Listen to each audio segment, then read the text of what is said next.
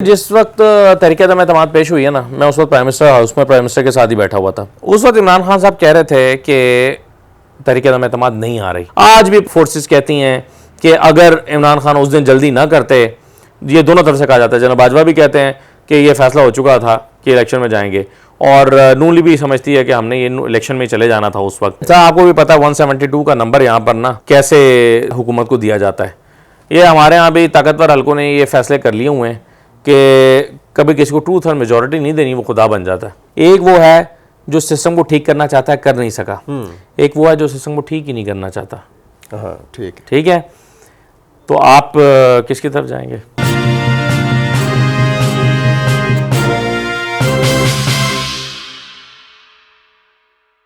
आज अगर आप इमरान खान को अलाउ करें लोगों को निकलने के लिए, तो मैं समझता हूं कि बहुत बड़ा क्राउड। नहीं, ऐसा नहीं कि खान साहब की जो पॉपुलैरिटी है और बहुत ज्यादा जो उनकी धूम, आज आप अलाउ करते हैं, आप एक जाल को तो छोड़े ना सर। मैं आपको एक बात बताऊं, नहीं बिल्कुल नहीं। अच्छा, आज आप सर आज आप अलाउ कर दें कि लोग आके इस्तकबाल कर सकते हैं, हम जेल से रिहा कर रहे हैं, तो आप देख लीजिएगा कि ये एक तारीखी अडयाला के बाद एक तारीखी क्राउड ना हुआ तो आप मुझे कहिएगा।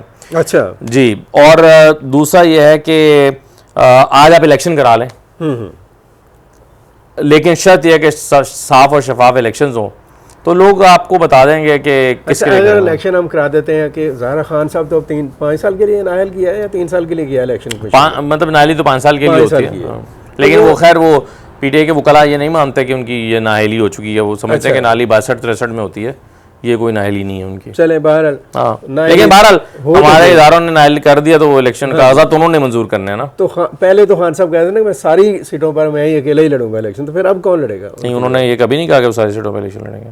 नहीं, वो इमरान खान ने कब कहा है? वो तो देखें, उस वक्त जब 10 सीटों के इलेक्शन हो रहे थे तो वो चूंकि नहीं चाहते थे कि उन्होंने जाना नहीं है कौमी असम्बली में, और उनका अल्टीमेट मकसद ये था कि वो जनरल इलेक्शन वो मांग रहे थे, तो इसलिए उन्होंने उस इलेक्शन के असर को ज़ायल करने के लिए ये किया। और मेरा ख्याल है वो पॉलिटिकली उन्होंने ठीक किया, क्योंकि असम्बली में 10 बंदे जिता के उन्होंने जाना तो था नहीं, तो इसलिए उन्होंने 10 सीटों पर इलेक्शन लड़ा। उन्होंने ये तो कभी नहीं कहा कि भाई ये अभी देखा था आपने पंजाब के इलेक्शंस में उन्होंने सारे हल्कों में लोगों को टिकटें नहीं दी। अच्छा, ये भी ज़रा बताएं, जब इमरान खान को उन्होंने अदम एतमाद की तहरीक आ गई, जो भी हुआ, उसके बाद जो उन्होंने कौमी असम्बली से क्विट किया तहरीक इंसाफ ने, और पंजाब असम्बली को भी डिज़ाल्व करवाया ज़बरदस्ती, जो भी हुआ, और केपी के साथ भी ये हुआ, क्या ये ठीक फैसले थे आपके ख्याल में? बिल्कुल आप जरा इम्पार्शियल होकर बताइए। सर देखें, आज तो फैसले ठीक थे या नहीं थे, ये बताएं। मैं ये बता रहा हूँ, आज तो हर बंदा यही कहेगा बैठ के, आज के दिन में बैठ के, कि ये फैसले गलत हुए। नहीं, मैंने वैसे उस दिन भी कहा था। अच्छा, हाँ जी। लेकिन आइन और कानून के मुताबिक अगर 90 दिन में इलेक्शन हो जाता, अभी जब पंजाब असेंबली टूटी है तो 90 दिन में इलेक्शन तो होना चाहिए था। ये तो आप मानते हैं ना कि कोई असेंबली डिसॉल्व हो जाए, 90 दिन में इलेक्शन होना चाहिए ना। होना चाहिए। अगर वो 90 दिन में इलेक्शन हो जाता तो वो फैसला दुरुस्त होता है इमरान खान का असेंबलियां तोड़ने का। फिर मेरी प्रोटेक्शन ठीक होती और आपकी गलत हो जाती। आप कहते गलत फैसला हुआ, आपके मुखालिफिन कहते नहीं देखा सही फैसला था। तो भाई अब आइन पे अमल ही नहीं हुआ, तो हम उसको नहीं गलत कह रहे, हम कह रहे हैं कि वो फैसला गलत था सियासी तौर पे इमरान खान का। मेरा ख्याल है, देखें, असरात बाद में होते हैं। आइन है या कोई भी कानून है, उसका ताल्लुक तो आप माशाल्लाह खुद बड़ी आपकी एक नज़र है, ताल्लुक तो उसका पॉलिटिक्स के साथ ही होता है ना। जाके सियासत भी तो इसी चीज़ों, सियासत में से निकलती है ना ये आइन और कानून। मैं समझता हूँ कि आइनी तौर पर, कानूनी तौर पर इमरान खान साहब को असेंबलियों में, दोनों सूबों में असेंबलियों में मौजूद रहना चाहिए था। दोनों सूबों में मेजॉरिटी उन्हें ऑलरेडी, अगर वो 90 दिनों में इलेक्शन हो, सर देखें, देखने के 2 जाविया ना। अब देखें ना, मेरी बात जी, दोनों में मेजॉरिटी थी उनके पास, ठीक है। 90 दिन में इलेक्शन हो जाते, फिर जीत जाते, फिर मेजॉरिटी आ जाती, तो क्या साबित करना था उन्होंने? नहीं, वो तो बेसिकली उनका मकसद तो ये था कि जनरल इलेक्शन की तरफ ले जाया जाए माहौल को ना। मामलात 2 असेंबलियाँ डिसॉल्व होंगी, क्योंकि सभी ये कहते थे कि 2 असेंबली डिसॉल्व होंगी तो जनरल इलेक्शन में जाना पड़ेगा, 2 सूबों के इलेक्शन अलग नहीं करवाएंगे।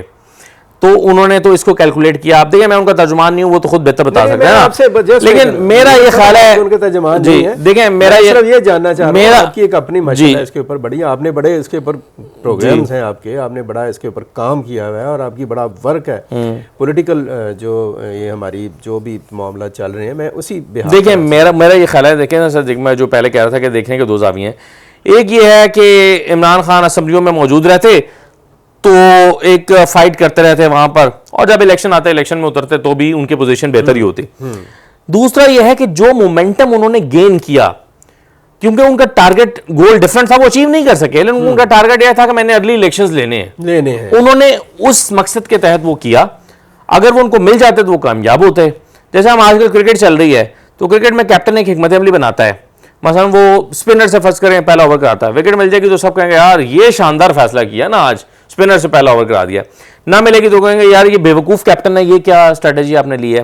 तो हिकमत अमली कामयाब हो जाए तो फिर हम कहते हैं कि यार ये ज़बरदस्त हिकमत अमली थी, लेकिन नाकाम हो जाए तो हम कहते हैं कि यार ये गलत फैसला हो गया था। मेरा ख्याल है कि उस वक्त के हालात में जब इमरान खान को ये लगता था कि वो इतना प्रेशर क्रिएट कर सकते हैं कि वो अर्ली इलेक्शन ले सकते हैं, तो और उनका मकसद ये था कि वो फ्रेश असम्बली में जाएं, तो फिर उस लिहाज से देखा जाए तो फैसला उनका बिल्कुल ठीक था।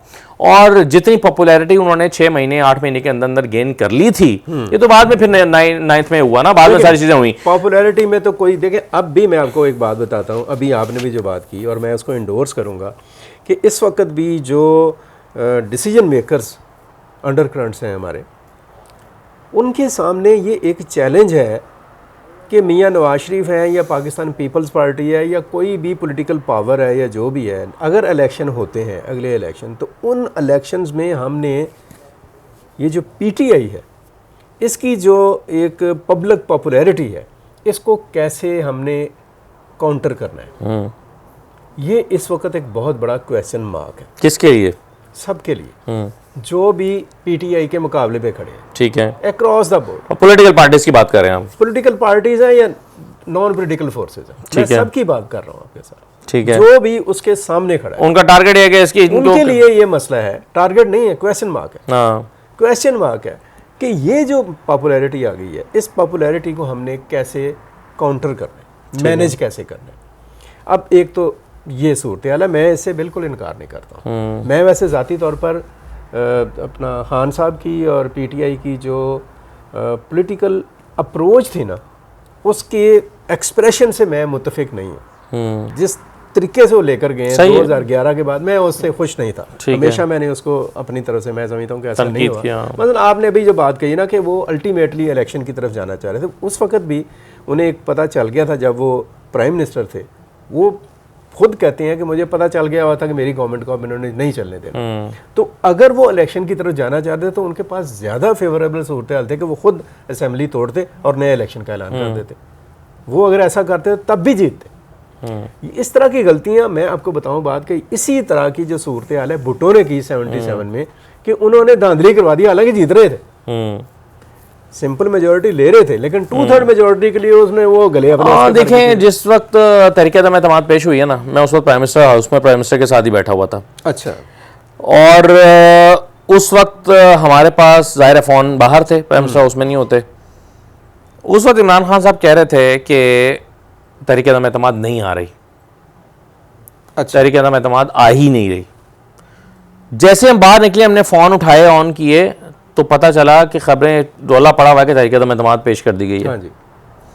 इसका क्या मतलब है? इसका मतलब यह है कि उनको ये यकीन दिलाया जा रहा था कि ये नहीं आएगी, बस कुछ चल रहा है, लेकिन ये आएगी नहीं। तो वो यकीन कर रहे थे, वो इस बात पे यकीन कर रहे थे और वो समझते थे कि ये नहीं होगा। तो क्या इसका मतलब यह है कि बाद में उनको एहसास हुआ शायद कि उनके साथ डबल क्रॉस किया जा रहा था, और जनरल बाजवा को इसका मुर्द इल्ज़ाम ठहराते हैं।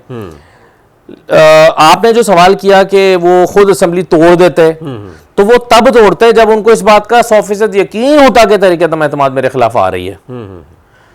तो जब तहरीक-ए-तमाद नहीं आ रही थी उनके बकौल, तो वो असेंबलियां तो तोड़ने का सवाल ही पैदा नहीं होता। लेकिन जब आ गई तो फिर उन्होंने असेंबलियां तोड़ी, लेकिन वो देर हो चुकी थी, और फिर सुप्रीम कोर्ट ने इंटरवीन किया और कहा कि नहीं, अब तो आप नहीं तोड़ सकते असेंबलियां, जिस तरीके से आप तोड़ रहे हैं ये नहीं हो सकता। वो तो फिर बाद में हुआ। लेकिन बहरहाल वो उस दिन भी इलेक्शन मांग रहे थे। 25 मई के लिए जब उन्होंने रैली का ऐलान किया या लॉन्ग मार्च का ऐलान किया, तब भी वो इलेक्शन मांग रहे थे। बड़ा अच्छा, वो भी हाँ। उन्होंने कहा कि उनको यकीन दिलाया गया, फ़ोन किया गया आप 2-4 दिन इलेक्शन ये अनाउंसमेंट डिले कर दें 25 मई के लॉन्ग मार्च की। उन्होंने पहले डिले की, फिर वो उस पर ना हुआ, फिर उनसे डिले करने का कहा गया, फिर शाह महमूद कुरैशी को फ़ोन किया कि जी इनसे कहें कि आप ना करें। लेकिन इमरान खान ने समझा कि मुझे तो फ़ौरन इलेक्शन चाहिए, मुझे ये ट्रक की बत्ती के पीछे लगा के धोखा दिया जा रहा है, और उन्होंने ऐलान कर दिया लॉन्ग मार्च का।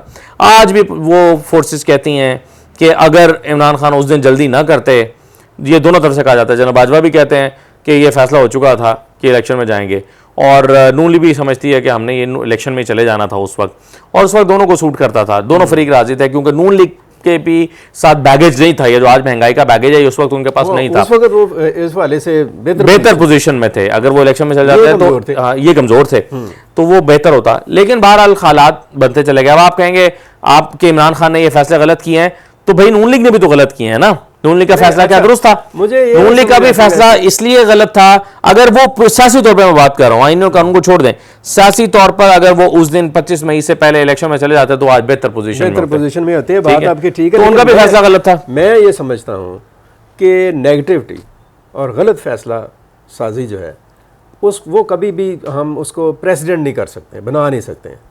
मैं एक और अलग जाविये से बात आपसे करने लगा हूँ। खान साहब की बात मैं कर रहा हूँ। खान साहब, मैं ज़ाती तौर पर खान साहब का इसलिए मदाह हूँ कि उन्होंने एक मुल्क के अंदर, एक पाकिस्तान के लोगों के अंदर एक नई सोच को और नए जज्बे को उन्होंने पैदा किया। सही। लेकिन मैं उनका इसी बुनियाद पर बहुत बड़ा नाकद भी हूँ कि वो जो उन्होंने एक डेवलपमेंट की, उसको वो कन्वर्ट नहीं कर सके किसी होप की तरफ, किसी प्रैक्टिकल डायरेक्शन की तरफ, या किसी रिजल्ट ओरिएंटेड मामले की तरफ। अब बात यह है कि बार बार धोखा हो रहा है और वो धोखा खा रहे हैं। और दूसरी तरफ से जो क्लेम है वो ये भी है कि वो एक बहुत बड़े विजनरी लीडर भी हैं। तो क्या जो विजनरी लीडर्स होते हैं वो इस तरह से धोखे खाते हैं? देखिए, इमरान खान साहब ने बहुत सारी गलतियां की हैं अपने पहले दौरे हुकूमत में, बहुत सारी गलतियां उनसे हुई हैं। एक ही दौरे हुकूमत पहला, हाँ, मतलब आप एक से बता देंगे, अब हमें तो नहीं पता दोबारा आएंगे कि नहीं आएंगे, लेकिन आपका ख्याल है कि नहीं आएंगे, इसलिए आप कह रहे हैं एक ही अभी तक नहीं, 100 बार नहीं मुझे तो मैं इसलिए पहला दौरे, कोई अच्छा यूटर्न लेकर आते हैं, मैं इसलिए पहला दौरे हुकूमत कह रहा हूँ कि और भी लोगों का पहले दौरे हुकूमत गुजरा है, तो उनके भी पहले दौरे हुकूमत से कंपेयर करना चाहिए चीज़ों को। हर एक का पहला दौरे हुकूमत होता है, हर एक का पहला दौरे हुकूमत होता है ना, तो ना तजर्बाकारी भी होती है। अच्छा, दो चीज़ें हैं, हम यहाँ पर रहकर यहाँ के लोगों का यहाँ के लोगों से कंपैरिजन करते हैं। एक वो है जो सिस्टम को ठीक करना चाहता है, कर नहीं सका। एक वो है जो सिस्टम को ठीक ही नहीं करना चाहता। हाँ, ठीक है। तो आप किसकी तरफ जाएंगे? As a voter, as a Pakistani, किसकी बात में जाएंगे? आप कह रहे हैं कि जी ये बंदा अच्छा है, इसके पास इसने कोशिश बड़ी की, लेकिन कर नहीं सका कन्वर्ट। नहीं, लेकर आया सोच को। मैंने ये कहा कि सोच लेकर आया, कन्वर्ट नहीं कर सका, नाकाम रहा ना उसमें, करना ही नहीं चाह रहा था, करना ही नहीं चाह रहा था। हाँ, चले, ये एक अलग बात है। यहाँ पर हो सकता है मैं आपसे डिसएग्री करूं, मैं कहूं वो करना चाह रहा था, वो कर नहीं सका, बहुत सारी मजबूरियां हो सकती थी उसकी। इतनी ठीक है, लोगों को इतना, सबसे बड़ी बात ना तजर्बाकारी हो सकती है। दूसरी बात ये कि उसके पास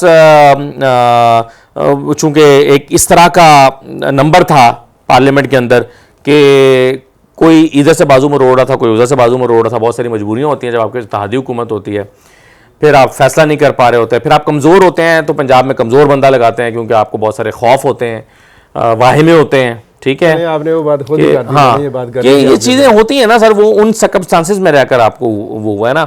और फिर मेरा ख्याल है कि बहुत सारी चीज़ें शायद उन्होंने सीखी होंगी, अगर दोबारा, मुझे नहीं पता, अगर दोबारा उनको मौका मिलता हो सकता है वो चीज़ें ना दोहराएं, तो कभी भी इलेक्टेबल्स को ना ले। हाँ, अपने लोगों, देखे ना, जो आपकी पार्टी के साथ सिंसियर है। आपको भी पता है 172 का नंबर यहाँ पर ना कैसे हुकूमत को दिया जाता है।